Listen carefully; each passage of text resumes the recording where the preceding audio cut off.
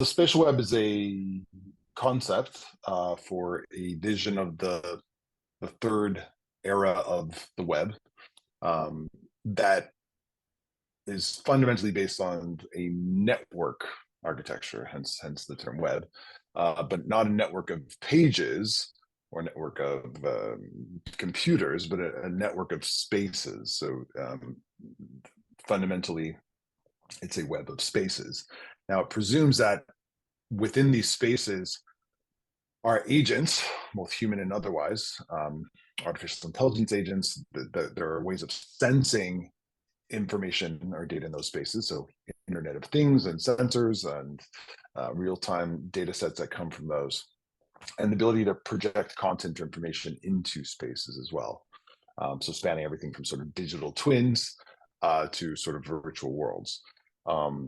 The importance between representations of the world in digital formats is that there's a fundamental need to try to have coherence between the representation and the thing that it's trying to represent.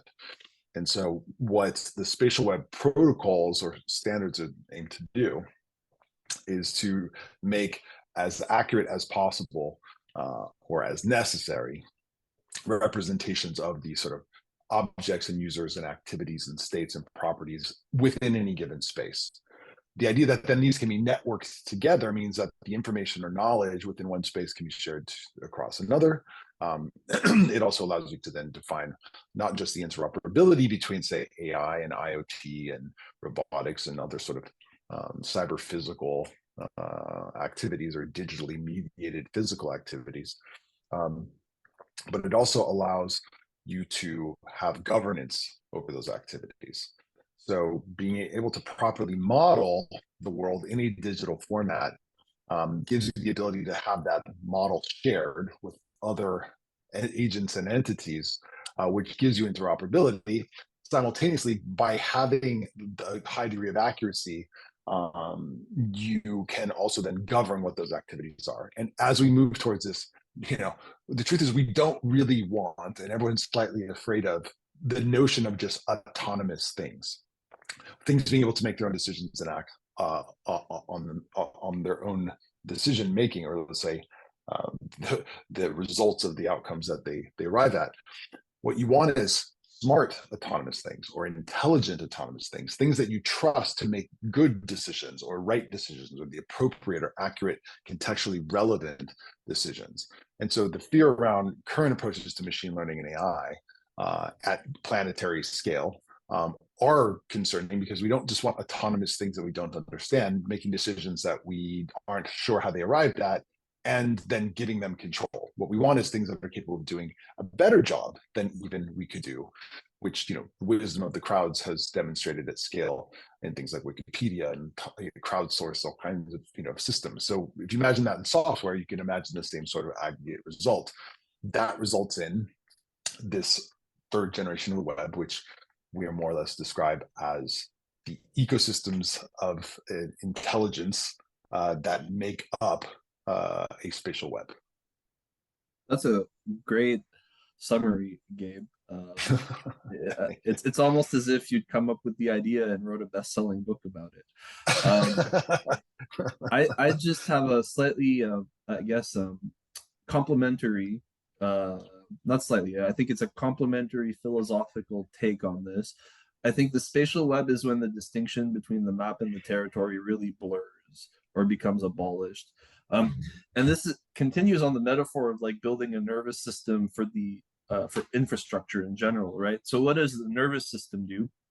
It is a part of the territory that you want to control, right? So it's a part of my body, and its function is to be a map of my body and world. So it's one of these rare cases where its operation blurs the distinction between the map and the territory.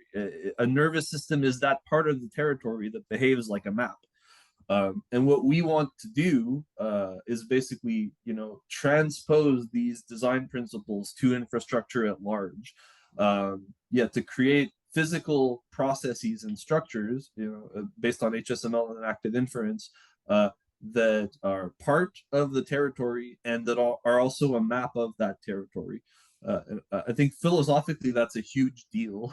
I mean, we're you know, abolishing I think a core kind of conceptual distinction, or rather you know, creating this kind of hybrid structure that acts as a pivot between our imagination and the physical world in some sense.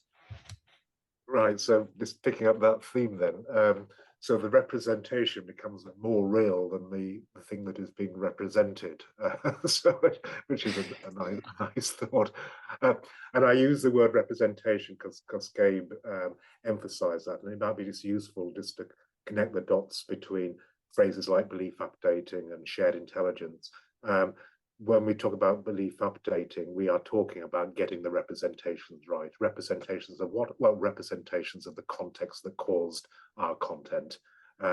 So on that reading, if you looked at the physical world, the body, generating all of this wonderful data that we have available to us and that we have to go and mine, then the digital world seen through the lens of the spatial web is the representation of all of that data, and it's got to be the right kind of representation on two fronts. First of all, it has to conform with all the right principles of information processing representation, including things like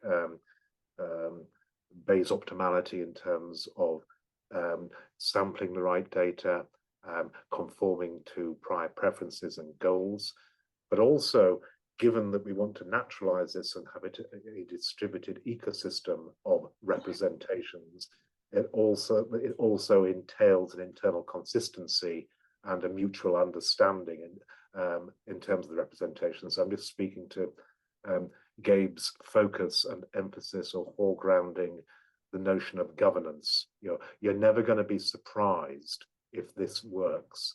In an ecology that is a true ecology, there will be no surprises because there is a mutual understanding. So by definition, you're precluding the dystopian aspects of some imaginary digital world just because it is connected and properly representing the physical world, the data, the content, the stuff that we actually share in a physical medium.